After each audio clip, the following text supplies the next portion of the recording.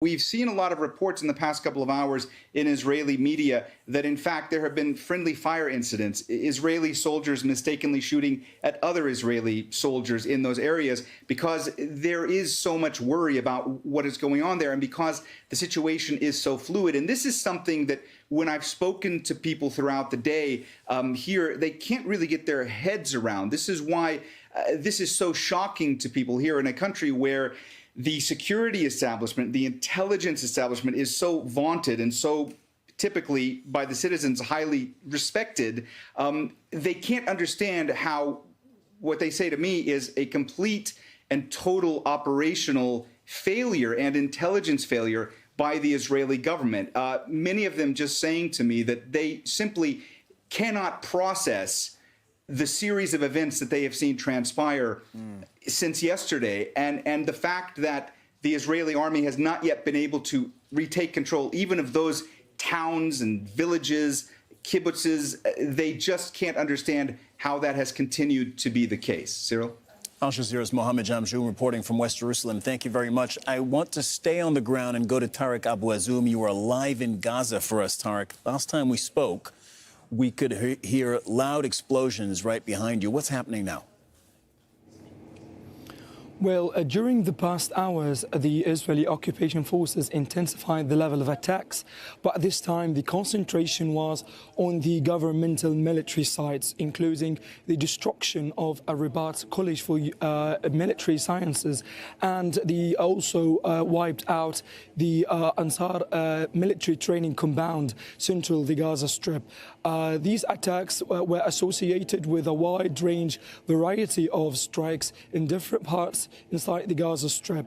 Now, in retaliation to the Israeli strikes that took place inside the Gaza Strip, the militant missiles are battering the Israeli settlements where dozens of barrages of rockets were launched against the city of Ashkelon and different settlements inside the Israeli territories. Now, local authorities inside the Gaza Strip clearly said that the Israeli airstrikes led to the destruction of approximately around 159 residential housing units, which clearly will aggravate the humanitarian conditions for a lot of residents inside the Gaza Strip as well.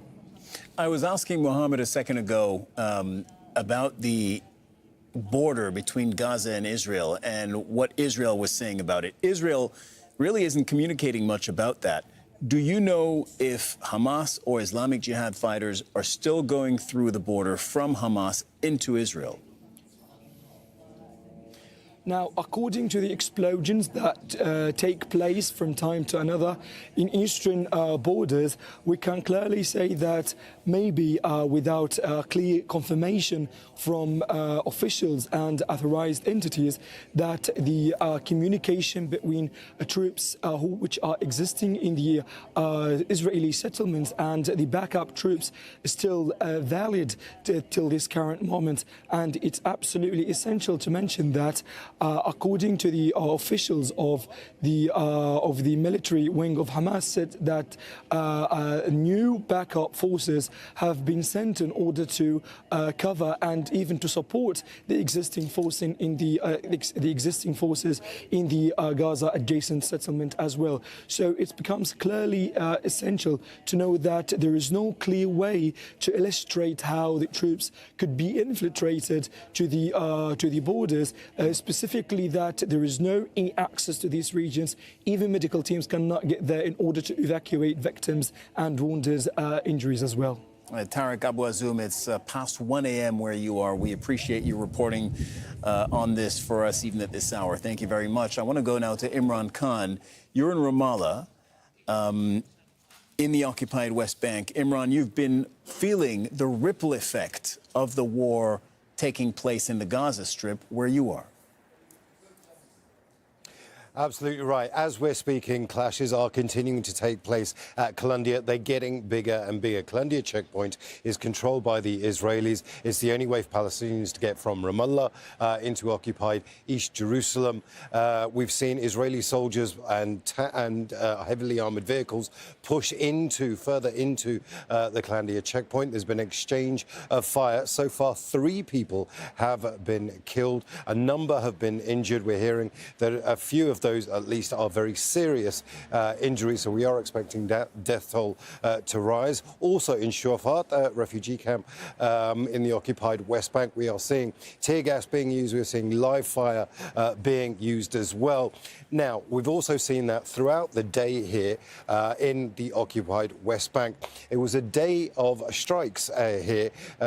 Every institution, government institution, banking, finance, they all went on strike in sympathy with Hamas and with the Gaza Strip. There were protests that took place, but those protests, sometimes there were skirmishes where the Israeli army used live fire on the protesters. They did that outside of Hebron, where 1 person died. They did that outside of Jericho, where another person died. And they also did that in Nablus, where a 3rd person died. So 6 people in total, just in the last few hours alone. And those clashes, like I say, in Columbia, in Shafat, are ongoing. We're expecting the death toll there to rise. People here are incredibly sympathetic to Hamas. They tell you that what Hamas is doing is there's a simple reason for it, and that is they've been under occupation, they've been under siege for so long that if you treat people like animals, they will eventually fight back. So there is a lot of sympathy here, and I think in the coming days we are going to see more of these clashes intensify. What Israel has actually done is it stopped Palestinians moving from one area to another. Normally it just surrounds the occupied West Bank. It doesn't allow Palestinians, or makes it very difficult for Palestinians to leave. Now they've done that within the occupied West Bank itself. Imran, can you explain to our viewer the intra-Palestinian politics here? Because the Palestinian Authority, they are the ones running, to an extent, the occupied West Bank where you are. They are the ones who represent Palestinians, again, to an extent, on the international stage. We saw them speaking at the United Nations, but they're not the ones who triggered this, who commenced this latest round of fighting. How is that working, and what is the Palestinian Authority, how are they being able to put their stamp on this? Well, the Palestinian Authority was set up after the Oslo Accords in 1993. It was designed to unify all of the different Palestinian factions and give everybody, the international community, a single entity to speak to. But then the Israeli withdrawal, the occupation of Gaza happened, and Hamas took over. That was 15 years ago. They've been in charge for 15 years. The writ of the Palestinian Authority simply doesn't work in the Gaza Strip. It's Hamas who are the power there. But the international community still has to speak to the entity that it is, the Palestinian Authority. Now, on Sunday, the Palestinian Authority haven't really issued that many statements. Like you say, Riyad Mansour, who is the Palestinian ambassador to the United Nations, he was speaking just before that security meeting, an unprecedented statement from him, squarely blaming the Israelis in much stronger language than we've perhaps seen from the Palestinian Authority, saying that the international community has effectively facilitated, it's enabled this occupation to continue, and this is what Hamas are doing is a frustration of that. It's the reason that they're doing that is because the international community have just simply turned a blind eye to Israeli aggression. So it's likely that the Palestinian Authority have simply just allowed Riyad Mansour to put its statement out today. But there will be closed-door meetings, Cyril. There will be the Palestinian Authority meetings at all levels to try and figure out how they reach out to Hamas, what level of pressure they can put on Hamas, if they can reach out to international partners as well. Turkey, for example, the Qataris, for example, to try and help them try and bring this situation under control. But right now, the Palestinian Authority understand the sympathy, the support out on the streets of the occupied West Bank by ordinary Palestinians, and they don't want to get involved with that because that simply will make them even more unpopular than perhaps many Palestinians see them. Imran Khan reporting from the streets of Ramallah in the occupied West Bank just after 1 a.m. local time. Thank you very much, Imran. The U.S. has announced it is sending additional military assistance to Israel, including a strike force consisting of an aircraft carrier and other military assets in the Mediterranean. President Joe Biden has spoken to Israeli Prime Minister Benjamin Netanyahu, reiterating his support by all appropriate means. His Secretary of State also addressed the situation.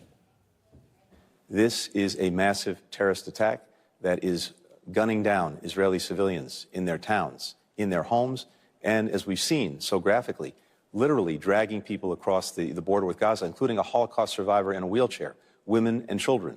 So you can imagine the impact this is having throughout Israel, and the world should be revolted at what it's seen. We have immediately engaged our Israeli partners and allies. President Biden was on the phone with Prime Minister Netanyahu early yesterday to assure him of our full support. I was on the phone with the Israeli president, the foreign minister. The entire government has been engaged throughout the region and well beyond. There were rallies in the U.S. Let's look at those pictures for a moment. Rallies in support of the Palestinian people. Here's the latest footage. From Palestine to the Philippines. Stop the U.S. war machine. Stop the U.S. war machine. In New York, protesters there gathered in Times Square. They called for Washington to end its support for Israel.